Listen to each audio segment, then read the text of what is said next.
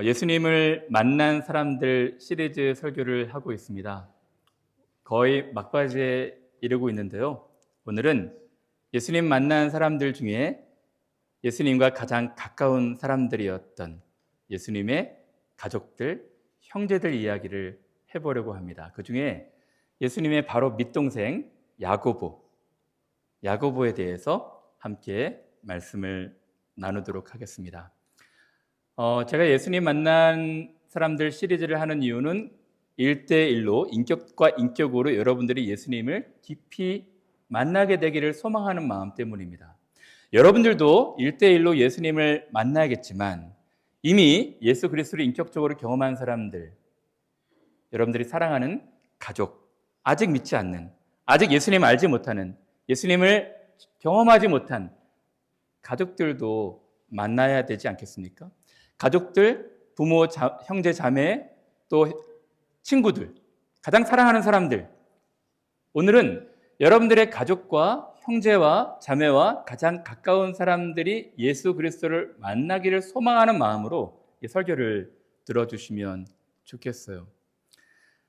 예전에 어느 목사님에게 들었던 이야기가 생각납니다. 어느 권사님이신데요. 여자 권사님이신데 이 권사님이 오랫동안 믿지 않은 남편을 위해서 기도했대요.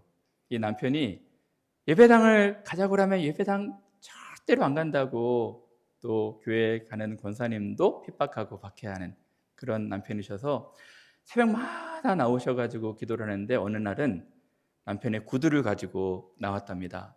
그 남편의 구두를 강대상 앞에 놓고 이렇게 기도했대요.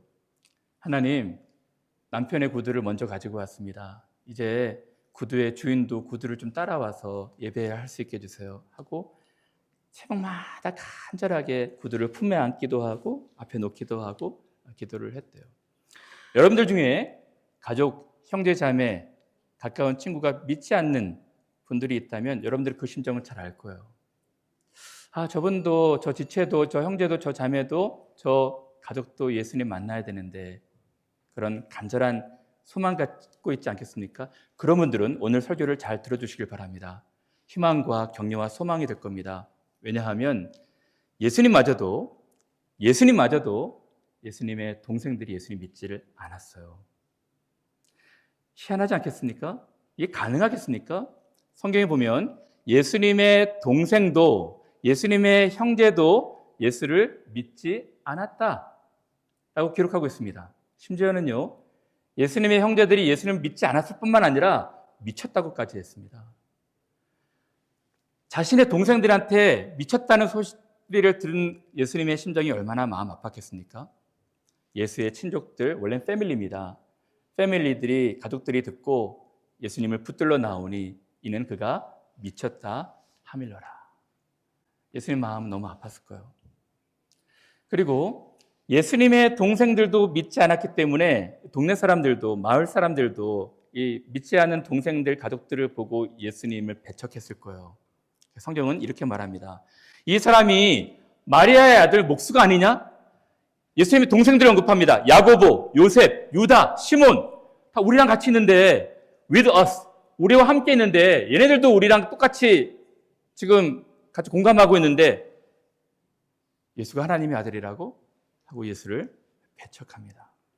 자신의 동생들이 믿지 않았기 때문에 동네 사람들, 마을 사람들도 그를 환영하지 않는 그것을 바라보는 예수의 마음이 얼마나 아프셨을까요? 그런데요, 희망적인 것은 이 동생들이 예수 그리스도를 만나기 시작합니다. 만났을 뿐만 아니라 이 중 야고보는 예루살렘 교회의 리더가 돼요. 담임 목회자가 됩니다.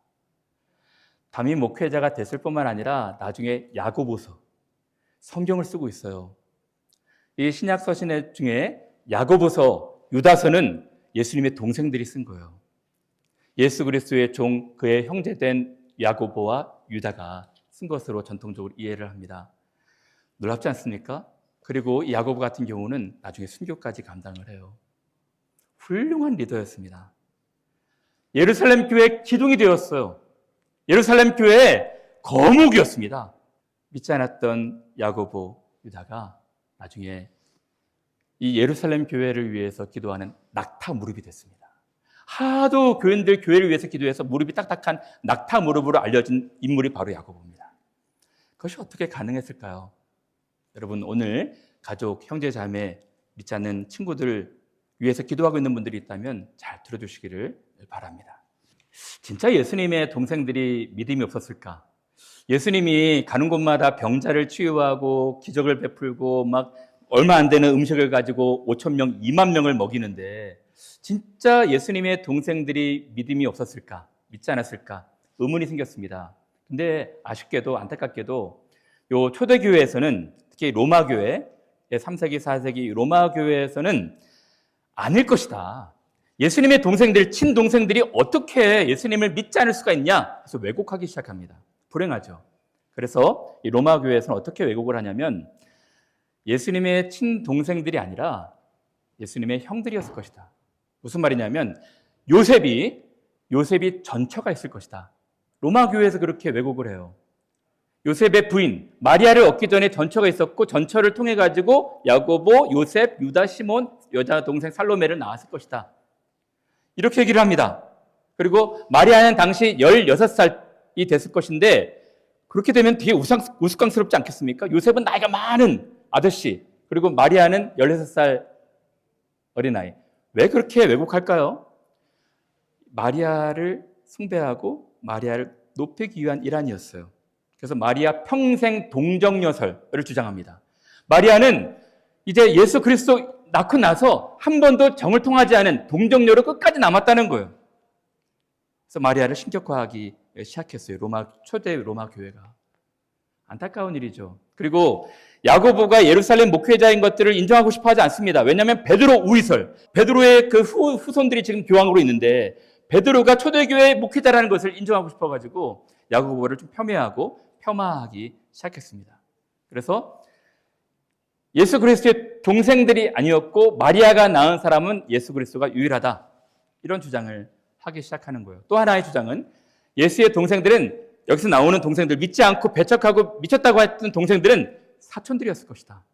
이렇게 얘기를 해요. 친속들, 이거 패밀리를 이해하지 않고 사촌 동생, 또 다른 동생, 친구들로 이야기를 하는 분들이 있어요. 그런데요, 이 성경 전체를 보면 예수의 친동생들이 예수 그리스도를 믿지 않았던 것입니다. 그러면 진짜 예수 그리스도에 대한 믿음이 없었을까? 친동생들이. 아까도 말씀을 드렸지만 이 초대교회는 핫 이슈가 예수 그리스도였거든요. 3년 내내 가는 곳마다 이 이슈를 몰고 다녔어요. 수많은 인파들, 많은 인기를 누리면서 많은 인파들을 몰고 다녔습니다. 어마어마한 기적을 베풀었죠. 근데 예수님이 동생들이 믿지 않았을까요? 좀 이상하지 않습니까? 제가 보기엔 믿음은 있었지만 조금 성경 전체 컨텍스트 문맥을 살펴보면 다른 믿음이 있었던 것 같아요. 어떤 믿음인지 다시 한번 요한복음 7장과 마가복음 3장을 다시 한번 살펴보도록 하겠습니다. 요한복음 7장에 보면 그 형제들, 야고보, 요셉, 시몬, 유다, 이 형제들이 예수께 찾아갑니다. 찾아가서 당신의 행하는 일을 제자들도 보기에 여기를 떠나 유대로 가소서. 무슨 말이냐면요, 이제 예수님을 유대 예루살렘에서 이 바리새인들이 잡으려고, 체포하려고 혈안이 되어 있으니까 예수님이 3년 차는 내려가지 않으시거든요. 예루살렘으로. 제자들만 유월절을 지키러 내려가는 거예요. 근데 예수님은 요 초막절 때 제자들을 먼저 보내고 나중에 몰래 내려가십니다. 근데 지금 형제들이 이야기를 하는 거예요. 예수요, 형이 조금 이 세상에서 어떤 일을 하려면은 좀 자기를 드러내야 되지 않겠어? 왜 이렇게 숨어서 몰래 하이드해가지고 일을 하려고 그래? 숨지 말고 일을 해. 이렇게 얘기하는 거예요. 스스로 나타나기를 구하면서 묻혀서 일어난 사람이 없나니 이 일을 행하려 하거든 자신을 세상에 나타내소서. 내려가서 당당히 떳떳하게 바리새인들 앞에서, 사두개인 앞에서 나타내가지고 일해야 되지 않겠어? 이렇게 요구를 하는 것입니다. 왜 이렇게 했을까요? 왜 이렇게 이야기를 했을까요? 이는 그 형제들이라도 이 컨텍스트에서 예수를 믿지 아니함이로라 라는 이야기가 나온 것이거든요. 다시 말씀을 드리면 예수님의 그 병자를 고치고 기적을 행하고 놀라운 능력들을 믿는 믿음이 있었던 것 같아요. 그러나 이분들이 생각했던, 이 형제들이 생각했던 예수 그리스도는 정치적인 메시아. 그러니까 구약에서 예언했던 이제 참 선지자가 오면, 참 메시아가 오면 이런 일들이 나타날 것이다. 근데 이 사람은 로마의 압제하에 있는, 폭정 가운데 있는 여기서 정치적인 해방을 하는 메시아가 될 것이다. 마치 다윗 왕국의 부국강병을 누리는 정치적인 메시아가 올 것이다라는 기대가 있었던 것 같아요. 당신이 일을 행하려거든 좀 나타내서 당당하게 세례 요한처럼 헤로드 왕에게 가서도 따지고 빌라도에게 가서도 따지십시오. 이렇게 부탁을 하고 있는 거예요. 그래서 이런 컨텍스트에서 어떤 상황이 나오냐면요. 이것입니다. 그때 마침 두어 사람이 와서 빌라도가 유대인들, 정말 많은 사람들을 죽이고 갈릴리 사람들의 피를 자기의 제물에 섞어서 아주 나쁜 일을 했어요. 유대인들이, 민중들이 얼마나 마음이 불편했겠습니까? 막 부글부글 들끓었겠죠. 그래서 당시의 리더였던 예수가한테 좀 당신이 나가서 정치적인 메시아가 돼가지고 이스라엘의 그 옛날의 번영과 영광들을 다시 좀 회복시켜 주십시오. 이런 믿음이 있었던 거예요. 이것이 당시의 유대인들의 믿음이었습니다. 또 다른 마가복음 3장을 볼까요? 그때 예수의 어머니와 동생들이 와서 밖에 서서 사람들을 보내어 예수를 부르니, 자기들이 볼 때는 예수 그리스도께서 정치적으로 어떤 메시지를 던지고 어떤 일들을 해야 되는데 맨날 고작 하는 일은 병자들 고치고 가난한 사람들 도와주고 맨날 그들 모여 성전에서 가르치고 너무 유약하고 나약하게 짝이 없는 거예요. 세리와 죄인들과 친구하시고 또 그들과 더불어 같이 교제하시고, 그래가 너무 답답한 것입니다. 동생들이 밖에 서서 사람을 보내 예수를 불렀어요. 우리가 예수를 불러 앉았다가 여짜오되 보소서 당신의 어머니와 동생들이 너희들이 밖에서 찾나이다. 그때 예수님께서 말씀하십니다. 대답하시되 누가 내 어머니며 누가 내 동생들이냐. 둘러 앉은 자들을 보시며 이르시되 내 어머니와 그의 동생들을 보라. 그리고 말씀하십니다. 하나님의 뜻대로 행하는 자가 내 형제요 자매요 어머니다. 다시 말하면 예수님의 친동생들은 하나님의 뜻대로 행하는 것이 아니라 자신의 뜻을 관철시키려고, 하나님의 뜻을 알지 않고 자신의 뜻을 관철시키려고 일하고 있었다는 거예요. 하나님의 뜻은 다른 곳에 있었다는 것입니다. 내가 죽고 다른 사람이 사는 십자가에 있었다는 거예요. 하나님의 뜻대로 행하는 자가 내 형제요 자매요 어머니다. 이런, 그러니까 예수 그리스도에 대한 기대와 믿음은 있었지만 정치적인 다시 회복을 바랬던 믿음에 그쳤던 것 같습니다. 그런데요, 이 동생들이 그렇게 야박하게 믿음이 없다고, 미쳤다고 이렇게 너무 야박하게 몰 것이 아닙니다. 왜냐하면요, 이것이 당시 유대인들의 믿음이었어요. 세례 요한을 볼까요? 세례 요한은 보라! 하나님의 어린 양이다. 너무 명확하고 명쾌하게 얘기하지 않습니까? 근데 감옥에 갇혔을 때 예수님, 우리가 기다리는 분이 맞습니까? 아니면 우리가 좀 다른 분을 기다려야겠습니까? 오실 그 이가 당신입니까? 아니면 우리가 좀 다른 일을 기다려야겠습니까? 헷갈려 했어요. 유대인들은 메시아가 오면 정치적인 회복을 꿈꾸면서 소망하고 기대했던 것입니다. 여러분, 제자들도 별반 다른 것이 없습니다. 3년 내내 어떤 일을 했나요? 예수님께서 영광의 자리에 오르시면 하나는 좌편에, 하나는 우편에, 저도 좀 높여주세요. 이런 믿음을 갖고 있었거든요. 예수 그리스도께서 온 인류를 위해 십자가에 달려 죽음, 돌아가심은 잘 생각하지 못했던 것입니다. 그런 것으로 보면요, 예수 그리스도에 대한 동생들의 믿음 없음, 그렇게 야박하게 탓할 것은 아닌 것 같아요.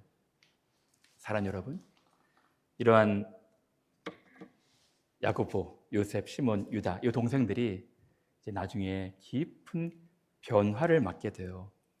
언제 변화를 맞게 됩니까?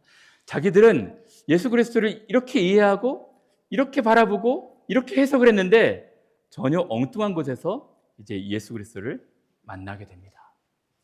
예수 그리스도를 분명하게 명확하게 만난 그 포인트는 부활이었어요.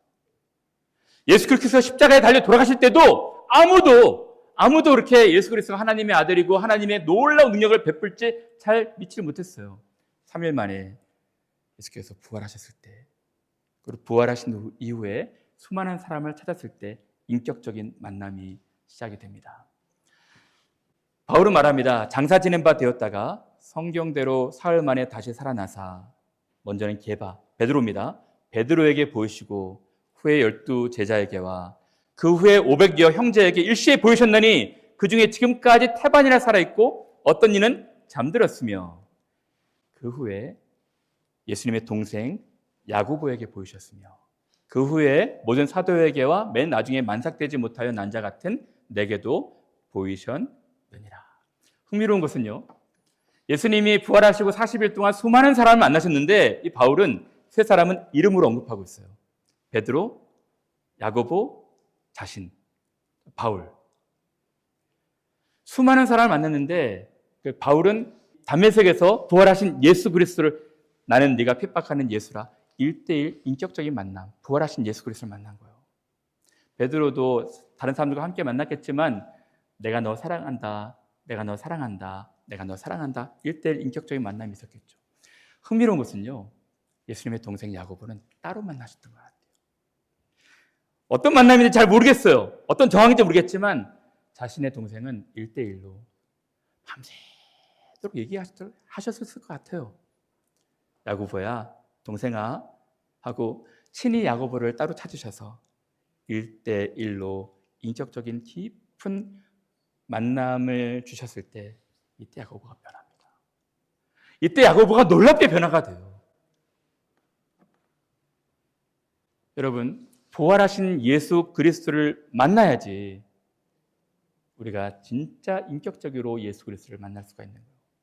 십자가에 돌아가신 그분, 다시 능력 가운데 살아나신 그분이 우리의 임금과 구주가 되신 것을, 나의 주님이 되신 것을 알아야 하고 고백해야지 그때 인격적인 만남이 시작이 되는 것입니다.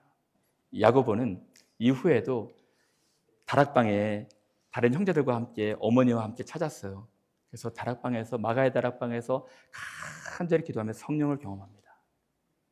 여자들과 예수의 어머니 마리아와 예수의 아우들, 동생들로 더불어 마음을 같이하여 저녁 기도에 힘쓰니라. 이때 깊이 성령을 또 경험해요.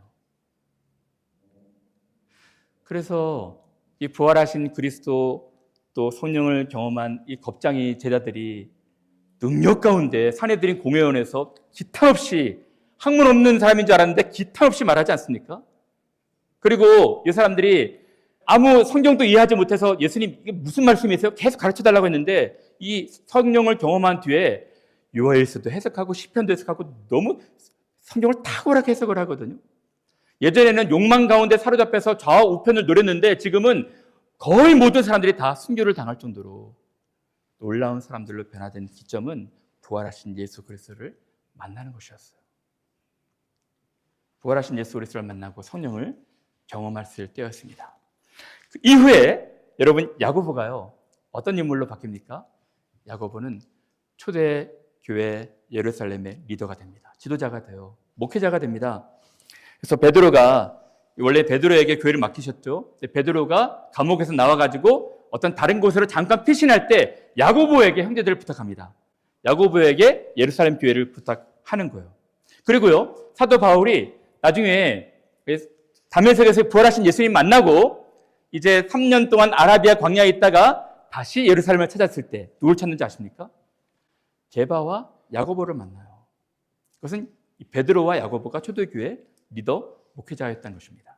3년 만에 게바를 신방하려고 예루살렘에 올라갔는데 야고보 외에는 보지 못했다는 것입니다. 더 흥미로운 것은요, 이 초대교회 목회자가 원래 베드로 중심이었는데 야고보 중심으로 바뀌게 돼요. 베드로는 나중에 로마로 올라가게 되고 예루살렘 교회는 야고보가 맡게 되거든요. 갈라디아서 2장에 보면 또 내게 주신 은혜를 알므로 기둥같이 여기는 신망이 두터운 인물이 된 거예요. 야고보가. 기둥같이 여기는 야고보와 베드로와 요한도 성경 기록 방식에 보면 맨 앞에 나온 사람이 가장 우선순위가 있는 목회자, 리더가 됩니다. 바나바와 바울이 원래는 처음에 시작이 됐다가 나중에 바울과 바나바로 바뀌는 그런 기법이거든요. 베드로와 야고보라 표현하지 않고 야고보와 베드로라고 말을 하고 있는 것입니다. 베드로는, 예수님의 동생 베드로는 초대교회에 아주 기둥과 같은 거목, 영적 거인이 되어서 초대교회를 목회한 사람이 되었던 것입니다. 그리고요, 나중에 이제 사도 바울이 1차, 2차 선교여행을 1차 선교여행을 갔다 오고 이제 이방인의 구원에 관련돼서 예루살렘 총회가 열리거든요. 예루살렘 총회가 와서 갑론을박 1년 동안 회를 열려요. 회가 열려가지고 이방인들에도 구원이 있냐 없냐 계속 난상 토론합니다. 그때요, 이 회의를 평정한 사람이 야고보였어요. 맨 마지막에 야고보가 등단을 합니다. 야고보가 대답하여 가로되 형제들아 내 말을 들으라. 내 의견에는 몇 마디 안 하거든요. 총회 끝나버려요.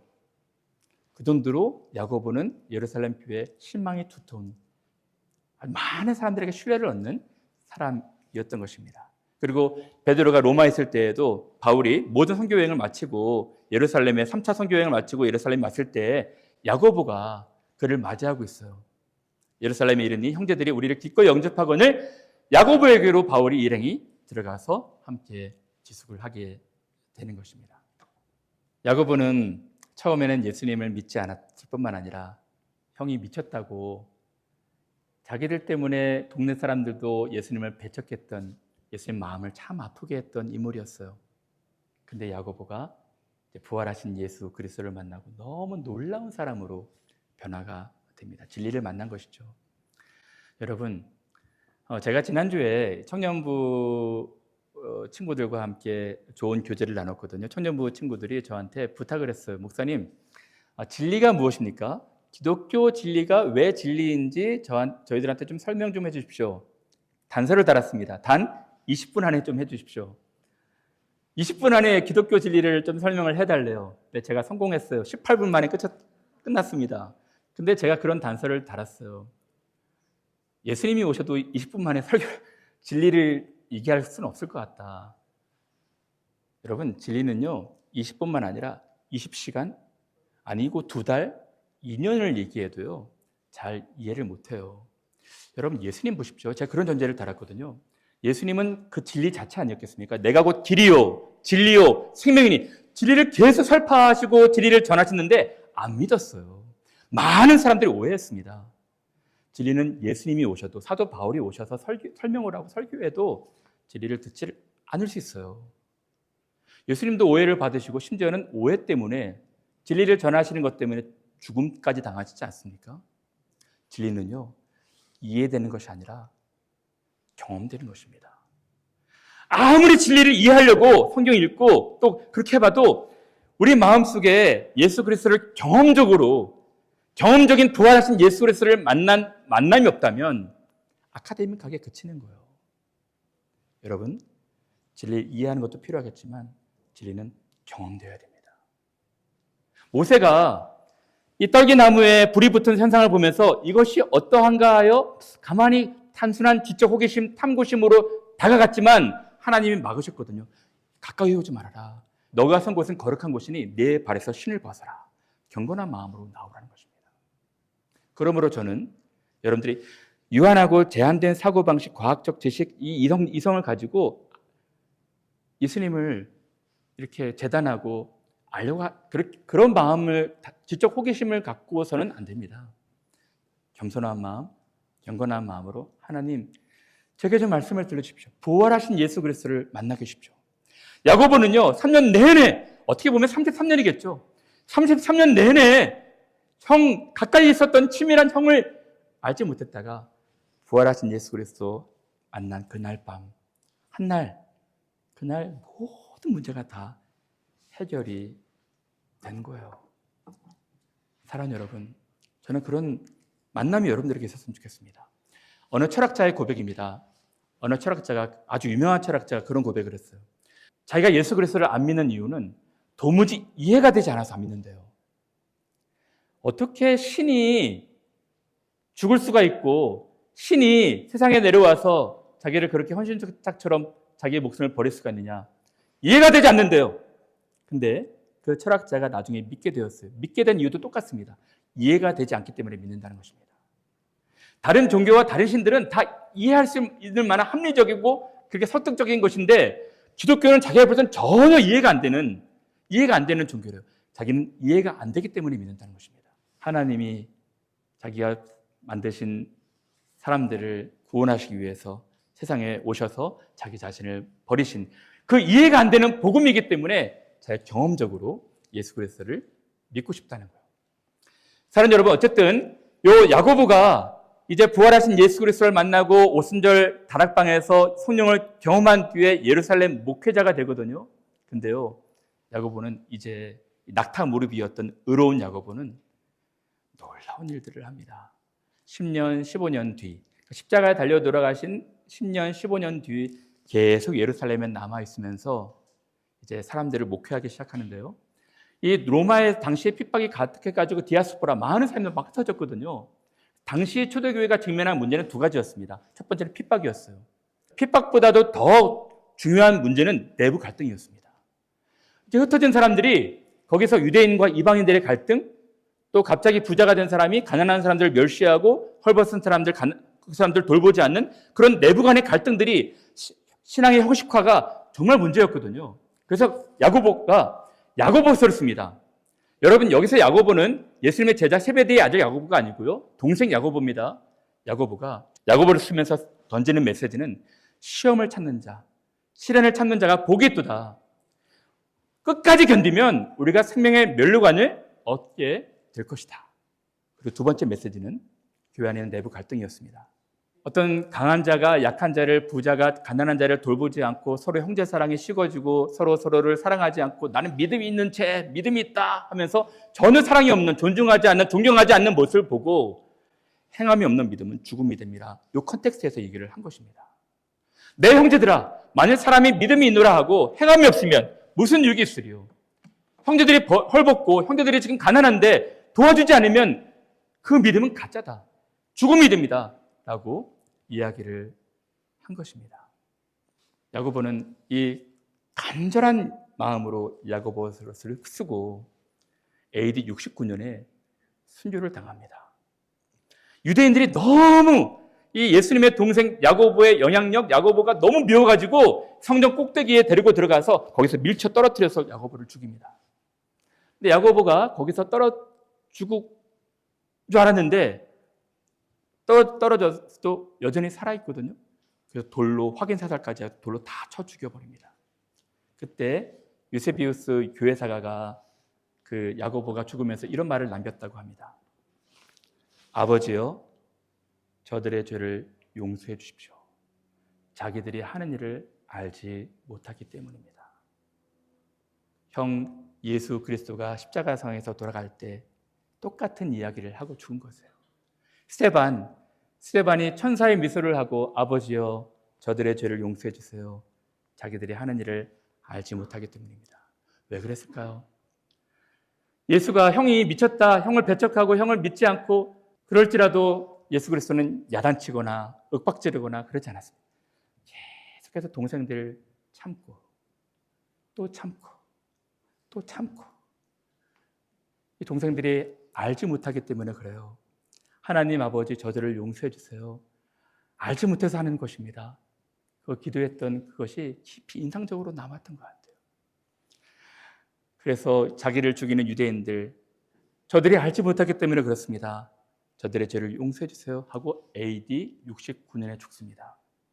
흥미로운 것은요, 이 성전이 바로 그 다음에 70년에 멸망해버려요. 로마 군인들이 들어와가지고 다 성전을 초토화시켜버립니다. 저는 여기서 하나님의 마음이 너무 아팠을 것 같아요. 의인 야고보가 사람들 위해서 기도한 것밖에 없는데 성전 꼭대기에서 떨어져 돌로 맞아 죽어가는 것을 보고 하나님이 더 마음이 아프지 않겠습니까? 그 다음에 여전히 알지 못하는, 여전히 배척하는 유대인들을 멸하셨다 생각이 듭니다. 적용하고 말씀을 마칠까 합니다. 여러분들 중에 믿지 않는 가족, 형제, 자매, 가까운 친구들 있는 분들 있고 그분들 위해서 기도하고 계신 분들 있죠. 기도하십시오. 예수님의 동생들도요, 예수님의 동생들마저도요, 예수님 믿지 않았어요. 근데 하나님의 때, 하나님의 방식으로 그들도 인격적으로 예수님을 만났습니다. 너무너무 놀랍게 변화되고 있어요. 분명히 여러분들이 기도하고 있는 가족들, 형제, 자매들, 친구들도 그렇게 될 것입니다. 소망을 가지세요. 그러나 여러분들이 해야 될 것이 있습니다. 믿지 않는다고 해서 강요하거나 윽박지르거나 야단치거나 알지 못하기 때문에 그런 것이거든요. 예수님처럼 기다리셔야 돼요. 예수님이 하신 일은 기다리시는 것이었어요. 용납하신 것이었습니다. 그 동생들한테 배척당하고 미쳤다는 얘기 들을 때 얼마나 마음이 아프셨을까요? 예수님이 하신 일은 기도하신 것이었어요. 저희들을 용서해 주십시오. 자기들이 하는 일을 알지 못하기 때문입니다.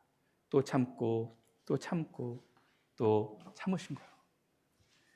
마침내 여러분들이 기도하는 그 가족들이, 그 형제 자매들이, 그 친구들이 마침내 변화될 거예요. 그래서 야고보처럼 유다처럼 교회 기둥처럼 우리들보다 더 나은 신앙을 가지고 교회를 섬길 것입니다. 그거 바라보고 그 약속 믿고 기도해야 되지 않겠습니까? 주 예수를 믿으라. 그리하면 너와 내 집이 구원을 받게 될 것이다. 2008년도에 우리 교회 부임했을 때요.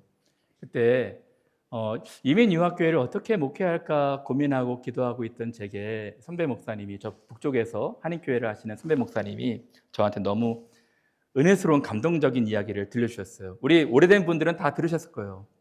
어떤 이야기냐면 자기 교회에 한 가정이 찾아왔다는 거예요. 한 가정이 찾아왔는데 그 가정이 얼굴이 너무너무 울상이고 축상이라는 거예요.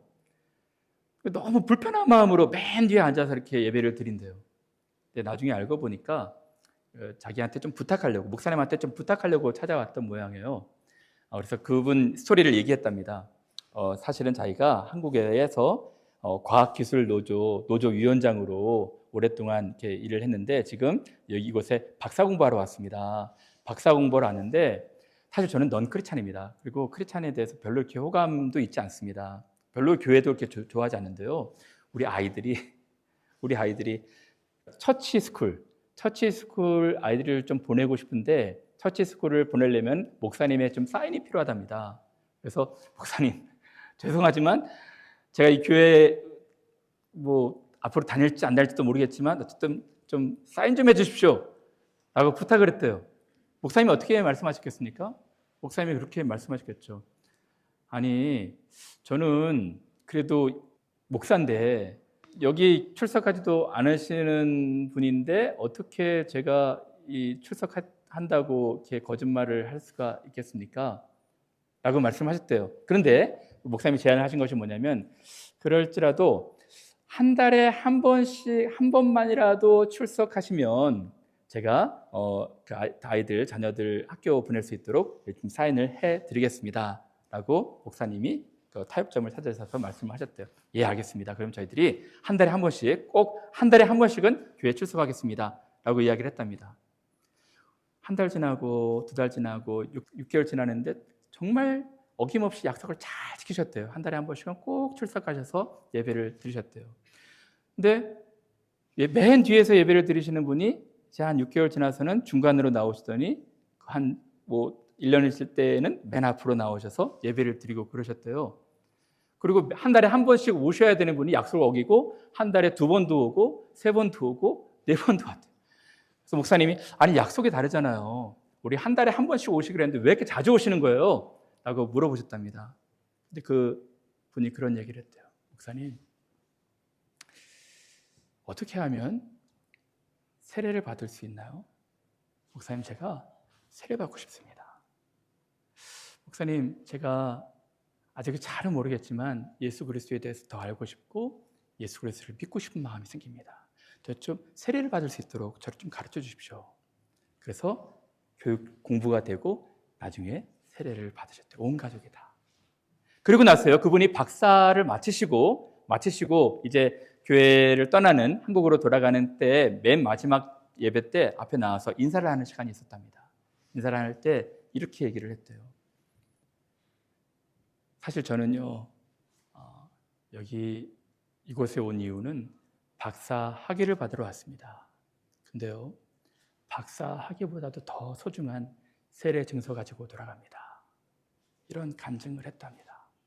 그리고 한국으로 들어가셔서 계속 그 교회를 위해서 또 기도하시고 또 후원하시고 그런데요. 저는 그 얘기를 듣고 소망이 생겼어요.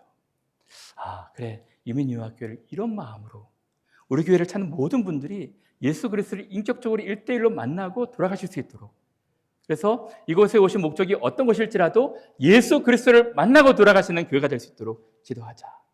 이런 소망이 그때부터 생겼고, 감사하게도 간헐적으로 하나님께서 은혜 주셔서 그런 가정들, 그런 청년들이 생기게 되었어요.